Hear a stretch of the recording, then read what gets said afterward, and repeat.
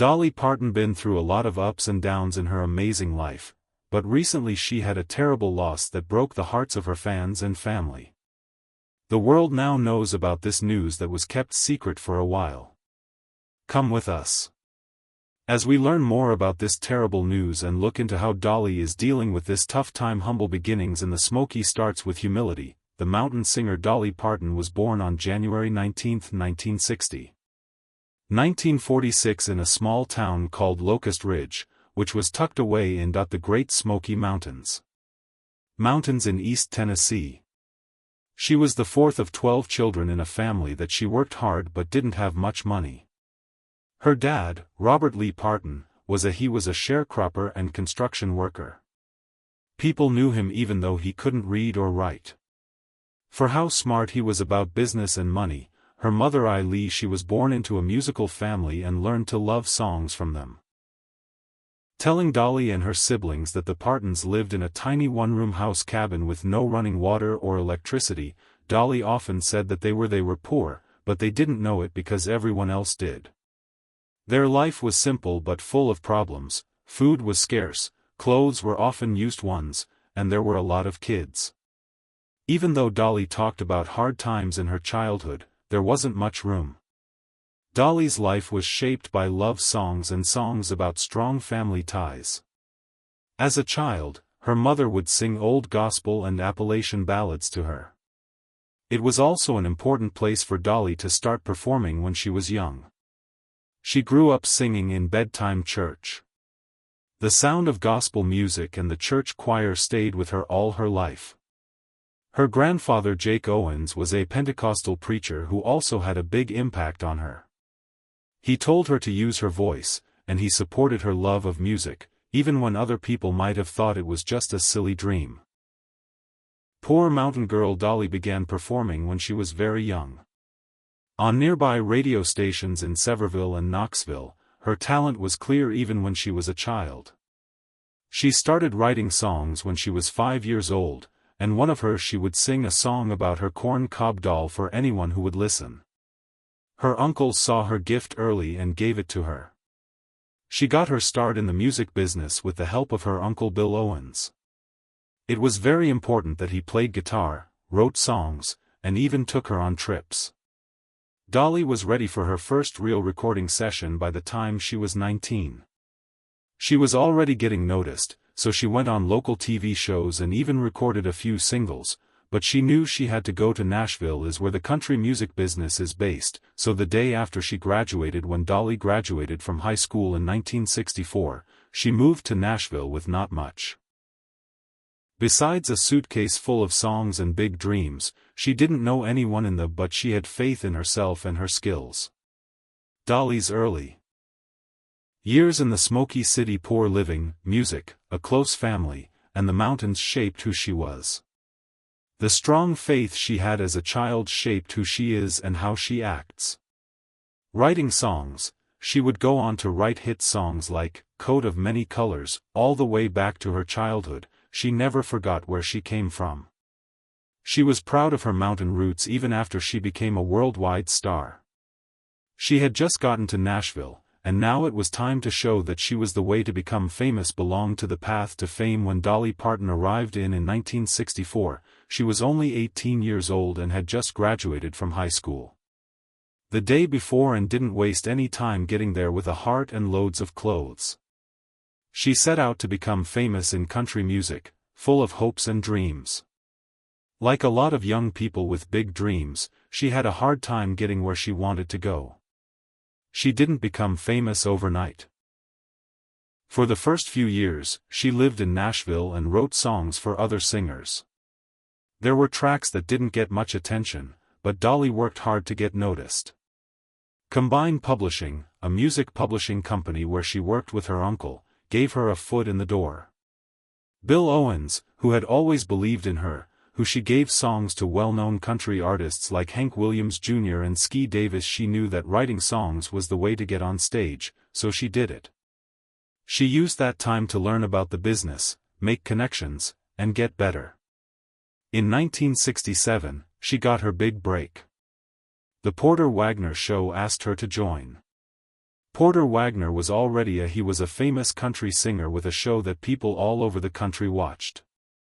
He looked for a new female singer for his show and chose Dolly. At first, some of his fans didn't like her. They missed his old singing partner and weren't sure about her, like she was. She didn't give up, even though Dolly's voice and personality were soft and sweet. She kept performing every week, and people slowly grew to love her. Dolly worked with Porter Wagoner for 7 years. During that time, they released several duet albums and went on tour. She was getting more fans, learning how to deal with fame, and becoming more. Dolly was sure of herself, but she always had a bigger picture in mind for herself. She wanted to be as a solo artist, not just as a sidekick. Porter didn't want her to leave, and it hurt so much when they broke up at work that he even sued her for breach of contract, which caused trouble for years. But Dolly still made the hard decision to go. She wrote the song, "I Will Always Love You," before she left his show. Saying goodbye to Porter was a strong message of love, respect, and Dolly's first solo hit, "Independence," was made by an unknown artist. She quickly became famous after putting out songs that touched people deeply. Level and coat of many colors, she talked about the coat her mom made for her. Clothes scraps, the coat didn't cost money but was made with love. Dolly's music was honest, emotional, and easy to connect with, but her looks were also helped her become famous a lot. She had big blonde hair and flashy clothes. She once said, "It costs a lot." Her nails were long and she wore high heels.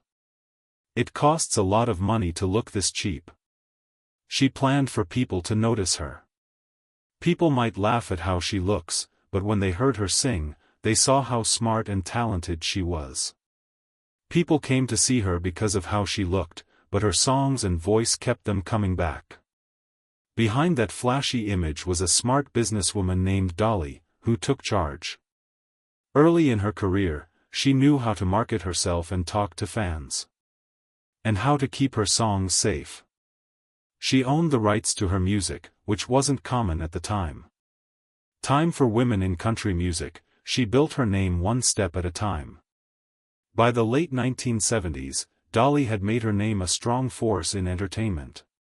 She was no longer just a country singer. She was a national star.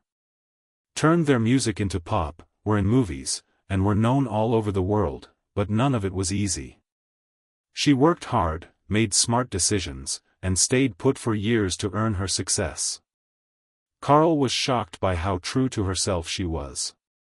What is up with Carl Dean? Dean Dolly Parton has lived most of her life in, but her husband. One of the biggest mysteries in her story is still Carl Thomas Dean. Dolly is known for being honest, funny, and big-than-life. Carl is the exact opposite. He is quiet, private, and most people don't know about their more than 50-year relationship because they aren't seen by the public. That mystery has only made people more interested in Dolly's life. Dolly met Carl Dean the day after she moved to in 1964. As she worked at a small laundromat while she moved to Nashville to follow her music dreams. Carl thought she looked pretty when he saw her from his pickup truck, and chose to talk to her, according to Dolly. Carl. He said something nice, but simple, and they hit it off right away. She was 18 and he was 21, and they began dating right away. Not long after, they quickly became close, and 2 years later, in 1966, they became married. Ringgold, Georgia, held a small ceremony for them to get married. They chose to get married outside of Tennessee to avoid the press attention right away. Carl didn't want to be a part of it while Dolly was. Carl worked hard to become famous, but he wanted a quiet life away from the spotlight. He had his own business paving asphalt and stayed out of show business. Carl stayed home as Dolly's fame grew. He never went to a music award red carpet event, shows or movie premieres, which made people wonder why he didn't back them. Some people even joked that he didn't know there was trouble in their marriage. Dolly says the truth is much simpler. Carl just didn't exist at all. He liked the attention, but he was shy and didn't like being in front of cameras or with a lot of people. Dolly has always respected the fact that she says he makes her more calm and steady. Dolly has had a busy public life and has told many stories about their life over the years. She told them about how Carl helps her behind the scenes and keeps her going. Stable, and he makes her laugh all the time. They like simple things like going for long drives while on the porch or making dinner at home, even though they've been married. For Carl and Dolly have only been photographed together a few times in the last few decades. People either didn't know they had those pictures or they are old. Even though most celebrities share everything these days, they were able to keep their relationship very secret. That keeping Carl out of their private life has helped protect their marriage. Dolly has kept a part of her life for herself. In 2016, the couple turned 50. To celebrate their 50th wedding anniversary, they said their vows again. Dolly wore a special dress, and they had a small ceremony alone. She said they wanted to have fun. It was a rare time when she shared something sweet and romantic to mark the event. More about their love story. Even though it's been years, people are still interested in the joke that she called Carl, the love of her life. People still say in interviews and online that Carl D might not be real. Dolly smiles, tells a funny story, and moves on, but it doesn't seem to bother her. For her, it's enough that she knows who Carl is. Next, let's take a more in-depth look at the rumors that have been going around about Dolly for years about her looks, her choices, and the secrets people think she has. They can tell she had plastic surgery on her smile. Speculation about cosmetic surgery. She is famous for a lot of things, like her music, voice, and movies. Kindness and her own style, but there's one thing that has always caught the way she looks has been the thing that has caught people's attention for decades.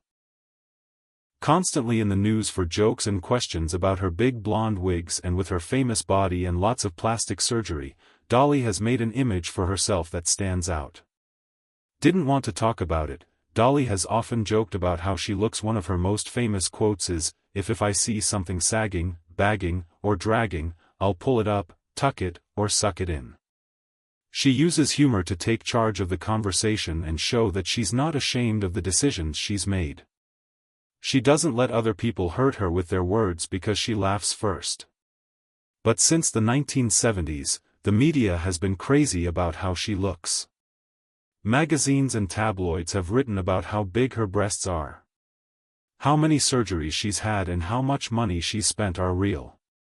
Some people have said that her looks are brave and unique, while others have said she looks fake and that no matter what she did, someone had something to say. A lot of critics have said that Dolly promotes unrealistic. They said that her over-the-top look didn't meet beauty standards, especially for women. Put stress on women to stay young, slim, and perfect. Some have said that her looks take away from her talent and make people pay more attention to how she for a long time these kinds of looks rather than how she sings or writes songs. People said mean things about Dolly everywhere she went, but there's another way to look at her choices, and a lot of people see it. Fans and researchers now talk about how some people don't see her picture as fake. Think of it as strong. Dolly has full control over how she looks and acts. She doesn't try to look natural or perfect when she shows herself to the world. She once said, it takes a lot of money to look the way she wants to. The fact that she chose to look this cheap shows that her style is not a mistake. For a woman in the public eye, that kind of control is a form of. From a feminist point of view, Dolly's control over her body and her choices can be seen as an act of independence that she isn't letting other people see. She is deciding what beauty means to her, showing other women that they can too. Choose for themselves how they look, even if that goes against what other people think. She hopes Dolly doesn't feel bad about her surgeries or her style, and being sure of yourself lets people know you don't need to explain how you did something. Because she chose to live in her body, her looks became a kind of gear that made her strong in a world where women are often judged. Dolly didn't try to hide or fit in. Instead, she stood out and made that happen. Work for her business and unspoken talk of a relationship during Dolly Parton's long and successful career. there have been a lot of rumors about her love life. People often wonder if she is still married to Carl Dean after being married to him since 1966. Has close relationships with other people before she got married because her husband is so. People who aren't close to them have often looked for signs of romance. She has been interested in other things for decades, which has led to constant, especially rumors about her relationships with other famous people at work and in her personal life. One of the most talked about rumors is about men, and one woman in particular. Dolly had been friends with singer Kenny Rogers for a long time. They got along great on stage, and their 1983 hit duet "Islands in the Stream" was performed by both of them. Fans thought they were funny, warm, and clearly close for years afterward. It had to be more than just music, because Dolly and Kenny always denied having a relationship and often made fun of the idea. During an interview, Kevin once said, "We dated for 30 years and it was much better that way," Dolly said, adding that if they had ever met, it could have hurt their friendship. Burt Reynolds was another name that came up a lot. He and Reynolds were both in the 1982 movie, The Best Little Whorehouse in the World. Texas, they looked like a perfect match on screen. Off-screen, the media said reported on their fun friendship again. Rumors of a relationship followed, but there was no proof that Dolly always said nice things about Burt or that he did the same for her. But like with Kenny, nothing else was ever confirmed. The rumor that keeps going around is about Dolly's relationship with her best friend of life, Judy Ogle. Judy has been with Dolly for more than 60 years. They grew up in Tennessee together. Dolly has hired Judy to be her personal assistant and travel partner because Carl Dean stays out of the public eye, but Judy is always around. To wonder if Judy was more than just a friend. Dolly has been asked this, for she has always answered honestly and with a sense of humor for decades, but she has never directly said yes or no to anything in one. People say that because they can't believe that someone were like sisters, but were not sexual. To make people laugh, she said, "If I were gay, I'd have come out of the closet years ago." It's just human nature for people to talk about other people. It has helped her stay in charge of her story that she can answer without getting defensive. This refusal to label or explain everything has made Dolly's story stronger by keeping some of her to keep her private life private. The public may be amazed by her power, but she doesn't feel it. The need to explain how having control over her appearance has helped her build a career that lasts. She only says enough to pique interest, never so much that it gets too personal. Dolly's charm comes from her ability to be mysterious while also being real. She is friendly and warm, but she doesn't give away everything, which people love. Even more, her fans don't need to know everything, they understand that. Legal battles and business are some things that only she can do. Lawyers fight business betrayals. People may know Dolly Parton for her kindness and charm, but behind a woman with a big smile and rhinestones is one who will fight for what she wants. "I made smart choices throughout my career, not just because I was talented and liked by many people. Daisy has had to learn hard lessons and when to say no over the years. Deal with court cases, broken relationships, and times when people tried to take over her work. One of the first and worst time this happened was when she got into a fight with Porter Wagner when Dolly joined the Porter Show in 1967. It helped her start her career and gave her national fame. They got a lot of attention, recorded hit duets together, and made a successful musical partnership, but Dolly was ready to go her own way after 7 years. Porter, on the other hand, wasn't ready to go solo and make a new path for herself. Ready to let her go because he had helped her become famous and thought she owed him something. Continued loyalty. When she quit the show in 1974, it made things very tense between them. Porter Wiener soon after sued Dolly for $3 million. The lawsuit said that Dolly had broken deal and was owed money from past business deals. Dolly was hurt that the case was messy and that she had to pay royalties. She was being sued by someone she used to admire, but instead of she didn't let it ruin her, she faced it head-on. In the end, they settled their lawsuit. They got out of court, but their relationship was hurt for years. They didn't become friends again until much later in life. This was a turning point for Dolly. When she realized she needed to be more in charge of her career, she began making partnerships that gave her more power, and paying close attention to contracts were things she did on her own in business. And ownership rights. One of the most important things she did was start her own record label, Dolly Records, with her own music. Label. She didn't have to worry about getting anyone else to approve her work or take a cut of her earnings. It gave her freedom to put out the music she wanted when she wanted to. Make another big business move was how she made Dollywood, the theme park she opened in Pigeon Forge, Tennessee, in 1986. The park became one of the most popular places for tourists to visit in the southern U.S. It also created jobs, helped the economy in her home area, but more importantly, it showed how much Dolly had made a strong brand out of her name and image. She wasn't just a performer, she was a Dolly. A businesswoman has said many times that she acts like a dumb blonde in public so that people will like her. Some people think she is stupid, but she's not. She reads contracts. She knows how to market and manage her money, and she once said, "I'm all the dumb blonde jokes don't bother me because I know I'm not dumb." You can tell she worked hard on her image because she doesn't let me be blonde. She controls what people see, but she's really the one behind the scenes. Being in charge of her own business has helped other women get ahead in music. Dolly proved that women artists could be creative and in charge. Today, she showed that women don't have to give up power to shine. Girls who sing country music often say that Dolly taught them how to be in charge of their lives. In her career, Dolly Parton has had to deal with betrayal, legal trouble, stress, and more.